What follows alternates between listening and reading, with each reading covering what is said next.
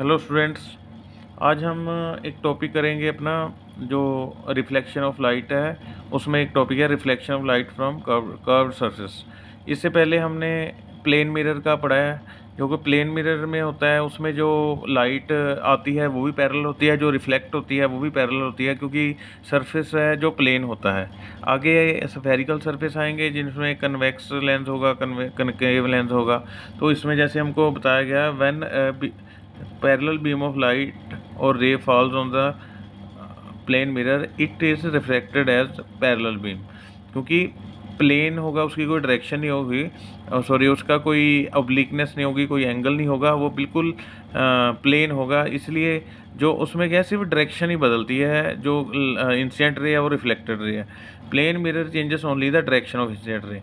It does not converge और diverge. Converge और diverge का मतलब होता है, कन्वर्जेंस मतलब जो लाइटें हैं उनको किसी एक पॉइंट के पे इकट्ठा करना, और डाइवर्ज है उसको स्कैटर कर देना। जैसे ये लिखा हुआ है, to bring the parallel lights rays of light closer to each other is called converge the light rays, whereas to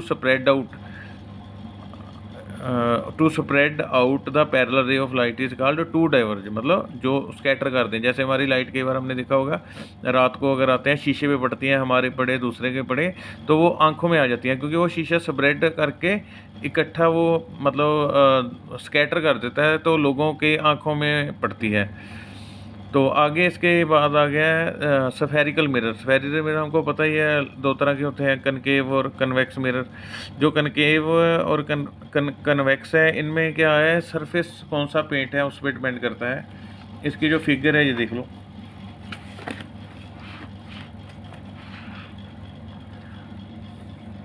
जिसका आउटर पार्ट है जो वो सिल्वर कोटेड होता है, और जो रिफ्लेक्शन होती है इंटरनल साइड में होती है उसको हम कनकेव मिरर बोलते हैं। इसका ऑपोजिट है जो कन्वेक्स मिरर। इसके अंदरली साइड है जो वो कोटेड होती है, और रिफ्लेक्शन होती है आउटर साइड में।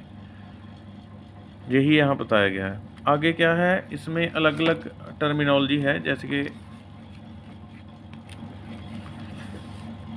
जैसे ये हम मानते हैं जैसे अगर हमारे पास कोई स्पेक्टिकल होता है या कोई देखने वाले जैसे ऐनक वगैरह होती है, तो थोड़ा सा उसमें कर्व होता है। लेकिन अगर हम इसको प्रोजेक्ट कर दें इसी डायरेक्शन में, तो देखो ये क्या एक सर्कल बन जाएगा। तो इसका ही पार्ट माना जाता है किसी भी कन्वेक्स या कनकेव जो मिरर होता है या लेंसेज होते हैं। तो इसमें जैसे अगर जो इमेजिनरी सर्कल है, जो इसका सेंटर होगा, इसको हम मानेंगे सेंटर ऑफ कर्वेचर। ये पूरा समझ लो सर्कल को, ये इसके हिसाब से ही हमने करना है, सेंटर ऑफ कर्वेचर माना जाएगा ये। और जैसे ये सर्कल का रेडियस होगा, इसको हम रेडियस ऑफ कर्वेचर मानेंगे। ये वाला रेडियस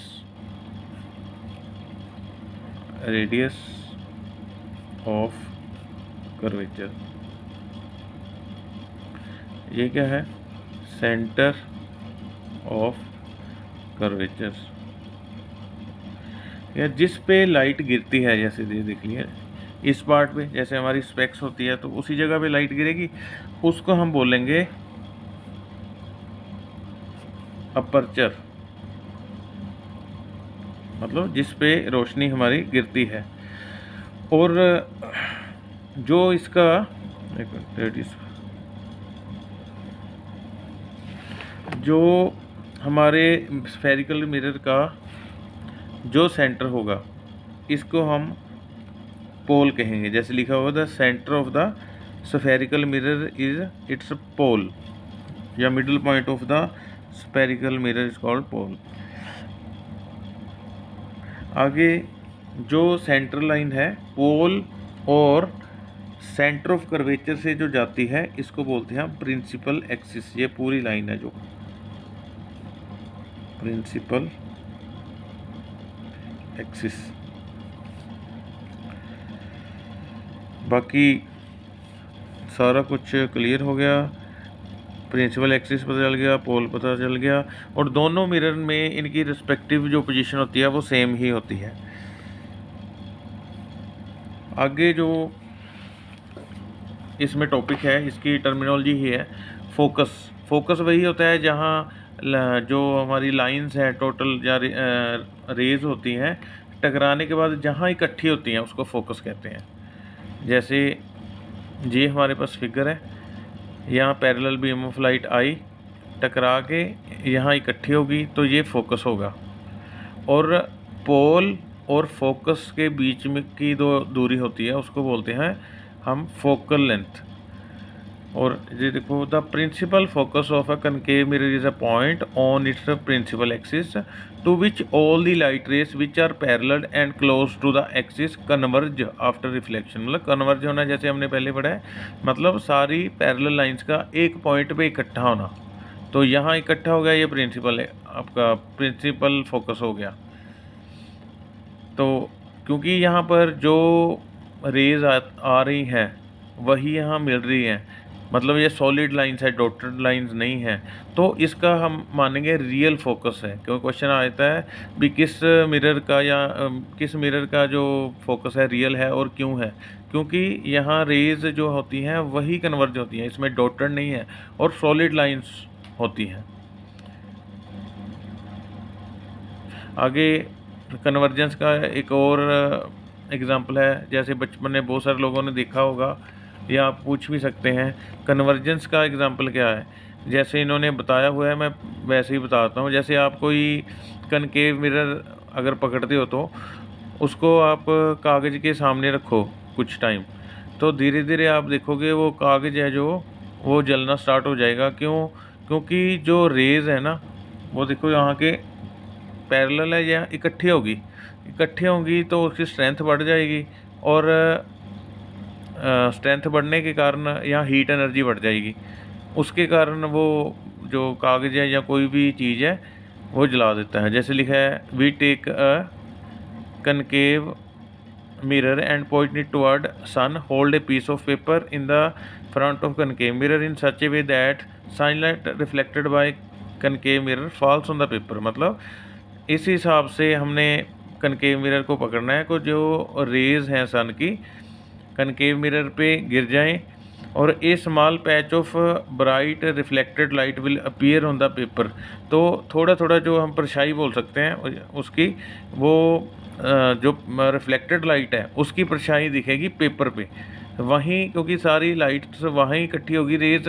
तो उसमें क्या है, हमने उसको थोड़ा आगे पीछे इस हिसाब से करना पड़ता है क्योंकि वहाँ पे उसकी कॉन्सेंट्रेशन बहुत ज़्यादा हो, कन्वर्जेंस सारी रेज की वहीं हो।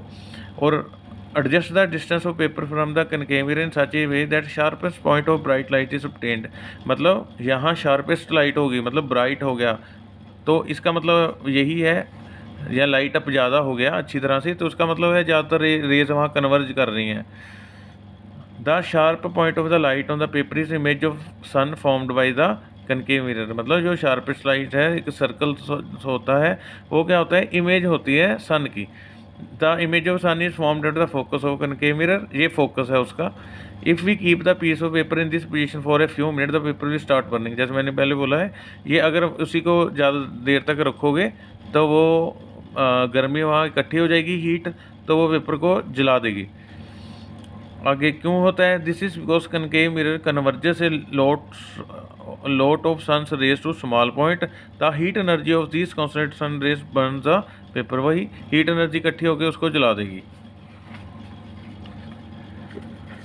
आगे है, हमने पढ़ा हुआ है लेकिन इसका मतलब कन्वेक्स मिरर क्या है। इसी तरह सारी चीज़ है जो वही है। जैसे अगर हम इसका एक सर्कल ड्रा कर लें, तो जहाँ लाइट इकट्ठी हो रही है, जैसे इनकमिंग लाइट है, यहाँ पे मतलब वैसे तो ये स्प्रेड आउट हो रही है, लेकिन अगर हम इसको बैकवर्ड प्रोजेक्ट करेंगे तो महसूस ये होगा भी यहाँ से आ रही हैं, लेकिन असली में नहीं आ रही। लेकिन फिर भी प्रोजेक्शन तो यहाँ से कन्वर्ज होती दिखेंगी यहाँ से, लेकिन यहाँ पर जैसे डॉटेड लाइन है, लेकिन कनकेव मिरर में सॉलिड लाइन थी, इसलिए उसका जो फोकस होता है वो रियल होता है, लेकिन इसका फोकस रियल नहीं होता, इमेजिनरी होता है। इसलिए क्वेश्चन भी आ जाता है, तो हमको ये बताना पड़ता है भी एक्चुअल में रेज़ यहाँ मीट नहीं होती, हमको जो आउटगोइंग या स्प्रेडिंग आउट रेज़ है उनकी कन्वर्जेंस प्रोजेक्ट करनी पड़ती है। ये प्रोजेक्शन है, इसीलिए डॉटेड लाइन है। ये लिखा है जैसे parallel beam of light incident on convex mirror, each ray of light is reflected by convex mirror and reflected rays diverge from surface mirror. ये डाइवर्ज होना मतलब बाहर की तरफ जाना। Let us produce all the reflected ray backward so that they appear to meet at F behind the convex mirror. ये क्या कहते हैं, इसको हम अगर पीछे की तरफ मिलाएंगे तो ये मिरर के पीछे मिलती हुई नज़र आएंगी, लेकिन अच्छी सही तरह से रियली नहीं मीट करती हैं। Now to a person looking into the mirror from left side, all the reflected rays appear to be coming from the F behind the convection. मतलब क्या है, किसी को भी अगर कहते लेफ्ट हैंड साइड से अगर कोई देखेगा तो लगेगा कि देखने वाले को कि रेज यहाँ से आ रही हैं। The focus F is the principal focus of the convex mirror. It should be noted that reflected rays don't actually pass through the focus of the convex mirror. मतलब ये एक्चुअली पास नहीं करती। So it has a virtual focus. Virtual होता है imaginary, जिसको हमने projection के साथ बनाया है, ना कि वो अपने आप जैसे कनकेव मिरर में बन रहा था वैसे नहीं बन रहा। वहाँ एक्चुअली मीट होती हैं लाइन्स है जो रे ऑफ लाइट है। तो इसीलिए ये बिहाइंड द मिरर बनता है, और इसकी जो इमेजेस होंगी वो भी ज़्यादातर इमेजिनरी ही होती हैं। आगे इनमें थोड़ा जो फॉर्मूले हैं ये वैसे तो न्यूमेरिकल्स में काम आते हैं, फिर भी आप देख लो जो फोकल लेंथ होती है और रेडियस ऑफ कर्वेचर का हाफ होती है। ये इतनी सी ही बात है। आगे देखो, आगे कुछ रूल हैं हमको याद रखने पड़ेंगे, क्योंकि जब हम रे डायग्राम बनाते हैं तो कुछ लोग इसको याद करने में ही जोर लगाते हैं, लेकिन याद नहीं करना होता। जैसे आगे रे डायग्राम बनेगी, जैसे कि आप देखो, जैसे ये है, क्योंकि इसमें ये पूछा जाता है भी अगर कोई चीज़ फोकस पे पड़ी है या 2F पे पड़ी है, 2F पे पड़ी है, सेंटर पे पड़ी है, सेंटर ऑफ कर्वेचर पे पड़ी है, तो इसकी जो इमेज क्या है, नेचर क्या होगा, जैसे ये नेचर दिया होता है। लेकिन लोग इसको याद करने लग जाते हैं, फिगर को याद करने लगते हैं, लेकिन याद करने वाली बात तो है वो 20% है, समझने वाली बात 80% है। तो ये किस बेस पे बनेगा, ये हमारे पास ये वाले बेसिस हैं। इसमें क्या है ये मैं शॉर्ट में बता दूंगा, आप पढ़ लेना एक बार। देखो इसमें क्या कहा गया है, जैसे when the parallel ray of light और the light coming parallel to the principal axis strike at any point of the mirror, then after reflection the rays pass through the focus। मतलब कि पैरेलल रेज जब आती हैं principal axis के, वो कहीं भी स्ट्राइक करेंगी तो आफ्टर स्ट्राइकिंग जो उनका रिफ्लेक्शन होता है फोकस के थ्रू आता है। इसी तरह आप कहीं भी देखोगे आगे जो भी रे पैरेलल आ रही है, जैसे कि ये देख लो, ये रे पैरेलल आ रही है तो इस कहाँ से निकल रही है, फोकस से। इसी तरह आगे देख लो, देखो ये वाली रे पैरेलल आ रही है, ठीक है, ये टकराई कहाँ निकली, फोकस से, ठीक है। इसलिए मैं बोल रहा हूँ इसको रे डायग्राम भी अपने आप ही आ जाएगी, इसको याद नहीं करना पड़ता है, समझना पड़ता है बस। उसके आगे क्या है, if the ray comes through और passes through the centre, it does not deflect and it comes back through the same path. मतलब जहाँ से आएगी उसी रास्ते वापस चली जाएगी, ठीक है। आगे क्या है देखो, आगे जो है वो फर्स्ट का ऑपोजिट है, फर्स्ट का ऑपोजिट है। इसमें तो ये था कि अगर लाइट प्रिंसिपल एक्सिस के पैरेलल आती है तो वो फोकस में से रिफ्लेक्ट करेगी। इसमें ये है अगर लाइट फोकस में आती है तो रिफ्लेक्शन के बाद ये प्रिंसिपल एक्सिस के पैरेलल हो जाएगी, ठीक है। आगे ये आपने पढ़ा ही होगा भी जिस एंगल पे लाइट इंसिडेंट होती है उसी एंगल पे रिफ्लेक्ट बैक होती है। जैसे सपोज़ कर लो कोई लाइट आई 45 डिग्री पे और 45 पे ही जाएगी विद रिस्पेक्ट टू नॉर्मल, क्योंकि जो एंगल बनते हैं नॉर्मल के साथ बनते हैं।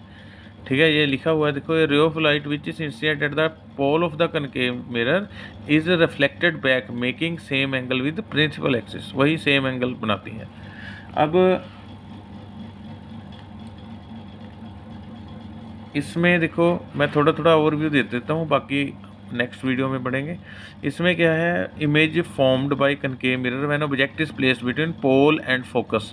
देखो इसका लोकेशन पता होनी चाहिए, यहाँ पर पोल होता है, यहाँ पर फोकस होता है, वहाँ पर आगे कर्वेचर होता है। तो हमने यहाँ रख दिया, और उसके बाद देखो हमको पता है जब ये पैरेलल टू प्रिंसिपल एक्सिस, देखो प्रिंसिपल एक्सिस के पैरेलल तो हर एक रे डायग्राम में होगा ही होगा। तो ये कहाँ निकली, ये फोकस से निकलेगी। ठीक है, उसके बाद जो हमारे आगे होता है ना, सबसे पहले हमारे आगे, जैसे इससे पहले तो सेंटर ऑफ कर्वेचर ही है, उसके पहले तो कुछ है नहीं। तो हमको पता है अगर ये सेंटर ऑफ कर्वेचर से निकलती है तो वहीं से ही वापस आती है। जैसे ये जा रही है लाइट, देखो आप एरो से पता चल रहा है, ये एरो है जाने वाला और ये एरो है आने वाला। और हमेशा याद रखना है जब ये लाइट दोनों जो इमेज बनेगी, दोनों दो रेज के इंटरसेक्ट होने से, मतलब कटने से ही बनेगी। अगर ये इसको आगे आगे ड्रॉ कर दो, इससे आगे ड्रॉ कर दो आप, तो ये कट जाएगी। तो यहाँ पॉइंट है मेन। ठीक है, मतलब अब जो हमारा पहला लॉ यूज़ हो गया वो ये वाला है, प्रिंसिपल एक्सिस के पैरेलल होगी, रिफ्लेक्शन के बाद फोकस से गुजरेगी, और अगर वो सेंटर ऑफ कर्वेचर से जाएगी वहीं से वापस आएगी।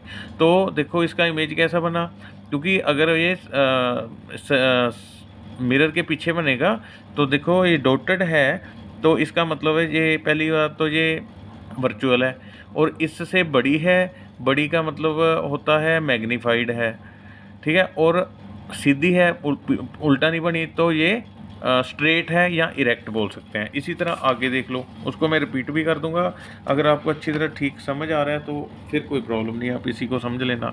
आगे क्या है, when the object is placed at the focus of concave mirror, focus concave mirror के, देखो पहले मैंने बोला है पहले पोल होता है, फिर फोकस, फिर सी सेंटर ऑफ कर्वेचर। अगर पोल पे रखा है पहली बात तो वही है, फोकस से निकलेगी।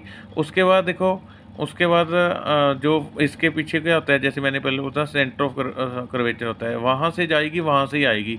अब देखोगे अगर पैरेलल लाइंस हो वो कभी कहीं भी मीट नहीं करती हैं, तो इसीलिए उसका जो इमेज बनेगा वो इन्फिनिटी पे बनेगा, मतलब उसका कुछ पता ही नहीं कहाँ बनेगा। तो क्योंकि यहाँ पे सॉलिड लाइन्स ही आ रही हैं, डॉटेड नहीं आ रही, तो इमेज रियल ही बनेगी। ठीक है, और देखो रियल और हाईली मैग्नीफाइड और बहुत बड़ी बनेगी, क्योंकि जो पैरेलल लाइंस आ रही हैं अगर आप उसको आगे आगे बढ़ाओगे तो वो क्या होगा, बड़ी होती जाएगी, लेकिन मिलेगी पता नहीं कहाँ मिलेगी, वो मिलेगी नहीं कहीं। आगे देखो, आगे क्या है, when the object is placed between focus and centre of curvature. अब देखो हमको पता है पहले क्या होता है, पोल होता है, फिर फोकस होता है, फिर सेंटर ऑफ कर्वेचर होता है। अगर कहें पोल और फोकस के बीच में, focus and centre of curvature के बीच में रख दोगे तो वही बात फिर दोबारा आ गई। अगर ये इसके पैरेलल होगी तो फोकस में से निकलेगी, ये निकल रही है फोकस से, और अगर सेंटर ऑफ कर्वेचर होगा उससे पहले तो वहीं से जाके टकरा के वहीं से वापस आ जाएगी, और मिल कहाँ रहे हैं, यहाँ। ठीक है, और देखो क्योंकि वही असली लाइन है तो ये जो इमेज है रियल है, और इससे बड़ी है तो मैग्नीफाइड है, लेकिन ये सीधी नहीं उल्टा है तो ये इन्वर्टेड है। अब देखना, मैंने देखा नहीं है, लेकिन इसी रूल्स के हिसाब से जो हम पढ़ते हैं यही चीज़ ही आएगी। देखो beyond the centre of curvature का मतलब सेंटर ऑफ कर्वेचर के पीछे बन रही है। ये साफ नहीं आ रहा है एक बार, हाँ ठीक है, real and inverter larger than object, जो मैंने बोला था बिल्कुल वही है। आगे क्या है, सब object is placed at the centre of the curvature. अब क्या मतलब, फोकस को छोड़ दिया, पोल को छोड़ दिया, और सीधा आप आगे सेंटर पे। हमने पहले ही पढ़ा है अगर सेंटर से जाएगी सेंटर से ही वापस आएगी। ठीक है, और एक दूसरी बात है, हमको ये भी पता है अगर ये पैरेलल टू प्रिंसिपल एक्सिस जाएगी, ये फोकस पे आएगी, तो यही तो मिलेंगे। अगर यही मिलोगे, यही कटिंग होगी, तो जितनी ये है उतना ही ये है, तो ये क्या है, इन्वर्टेड है, साइज़ सेम है, ठीक है, और बनती कहाँ है, सेंटर ऑफ कर्वेचर पे। ये देखो ये क्या है, centre of curvature real and inverted same है साइज। रियल इसलिए क्योंकि इसमें डॉटेड लाइंस नहीं बन रही, क्योंकि जो लेफ्ट हैंड साइड बनेगी कनकेव मिरर के वो डॉटेड नहीं होगी हमेशा, क्योंकि सेम रेज एक्चुअल में मीट करती है, हमने पहले पढ़ा हुआ है, वो दूसरे मिरर में एक्चुअल में मीट नहीं करती। आगे ये क्या है, if the object is beyond the centre of, अब लेफ्ट हैंड साइड हम लें बियॉन्ड मतलब उसके भी पीछे जाएगा, तो मैंने पहले बताया है पैरेलल जाएगी प्रिंसिपल एक्सिस पे तो कटेगी कटेगी, फिर आगे और तो कुछ है नहीं, जैसे मैंने जो इसके आगे होगा उससे निकलती होती है लाइट, जैसे अगर यहाँ होती तो फिर यहाँ से निकलती, अगर वहाँ होती तो वहाँ से निकलती दूसरी लाइट, पहली हमेशा प्रिंसिपल एक्सिस पे ही गिरेगी। यहाँ से क्या होगा, यहाँ से गई तो यहाँ से ही वापस आना है, तो कहाँ आपस में मिल गई यहाँ पे, तो इसमें पता चल गया हमको। अब ये तो एक तो रियल है क्योंकि कनकेव मिरर में लेफ्ट हैंड साइड बनेगी तो रियल होगी, एक साइज़ कम है उसके मुकाबले तो डिमिनिश्ड होगी। रियल है, डिमिनिश्ड है और कहाँ बन रही है ये देख लो, और इन्वर्टेड भी है, यहाँ लिखा होगा आगे, ये देखो रियल, इन्वर्टेड, स्मॉलर या डिमिनिश्ड। आगे देखो जब लिखा है ऑब्जेक्ट एट इन्फिनिटी, इन्फिनिटी का मतलब हमको पता ही नहीं, इन्फिनिटी में हमेशा पैरेलल रेज ऑफ लाइट आती हैं, ये यहाँ भी तो जितने एंगल पे आएगी उसी एंगल पे जाएगी, ये हमने पहले पढ़ा है, दोनों में ही सेम केस होगा, ठीक है। तो यहाँ मिल गई, तो इसमें हमको पता है ये रियल है क्योंकि कनकेव मिरर है, इन्वर्टेड बन गई और ये स्मॉल इन साइज बन गई, जैसे कि हमने वो देखा था सन का केस देखा था, at focus real inverted smaller than और डिमिनिश्ड बन गई। तो ये हमारा लेक्चर पूरा हो गया है। अगर आपको कुछ प्रॉब्लम होगी, कुछ नहीं समझ आएगा, आप मेरे को कमेंट बॉक्स में बता सकते हो। और ये मैंने इस तरह से बताया है कि इसमें कोई भी याद करने वाली चीज़ नहीं है, मोस्टली लोग इसको याद करते हैं, कुछ एक दो टॉपिक रह गए हैं जैसे यूजर्स होते हैं जस्ट पढ़ने वाले हैं, ठीक है, और एक दो एक्सपेरिमेंट वाली चीज़ें हैं वो मैंने नहीं बताई, और ये कहाँ कहाँ यूज़ होता है, क्यों यूज़ होता है, ये जस्ट पढ़ने वाले हैं, ठीक है। जैसे ईयर नोज थ्रोट वाले जो कौन सा मिरर यूज़ करते हैं, कनकेव मिरर करते हैं, क्यों करते हैं, जहाँ वहाँ हमको एक पॉइंट पे मतलब देखना होता है, किसी एक पॉइंट पे कॉन्सेंट्रेट करना होता है। जैसे ईयर में देखते हैं वो जैसे बैटरी सी लगती है हमको, बैटरी उसमें क्या एक जगह पे लाइट इकट्ठा हो जाती है और डॉक्टर को देखने में मदद मिलती है, आसानी से देख सकते हैं। और बाकी जो हमने रे डायग्राम बनाई उसमें ये हमें हमेशा ध्यान रखना है भी एक लाइट तो जो टोटल दो तरह की रेज होती है, एक हमेशा पैरेलल जाएगी प्रिंसिपल एक्सिस से फोकस में निकलेगी, और दूसरी जाएगी जो उसके बिल्कुल नज़दीक है, उसके सामने है, वो सेंटर ऑफ कर्वेचर होगा तो सेंटर ऑफ कर्वेचर से निकलेगी, और अगर प्रिंसिपल एक्सिस होगा तो प्रिंसिपल एक्सिस से निकलेगी, पोल होगा तो पोल से निकलेगी। लेकिन निकलना और रिफ्लेक्शन के बाद जो रूल है वो फॉलो करना है, और जहाँ दो लाइंस कटेंगी वहाँ ही उसकी इमेज बनेगी। देखो ये यूजर्स है, तो ये जस्ट पढ़ने वाले हैं। ये हमारा ये वाला चैप्टर हमारा ख़त्म हो गया। आगे न्यूमेरिकल्स हैं, न्यूमेरिकल अभी नहीं करेंगे, फिर वो बाद में करेंगे, पहले थ्योरी जितना हो सके कर लेंगे, उसके बाद न्यूमेरिकल्स करेंगे। अगर हमारा चैनल नया है आप सब्सक्राइब करो, लाइक करो, अगर कोई सुझाव देना चाहते हो वो भी दो। धन्यवाद।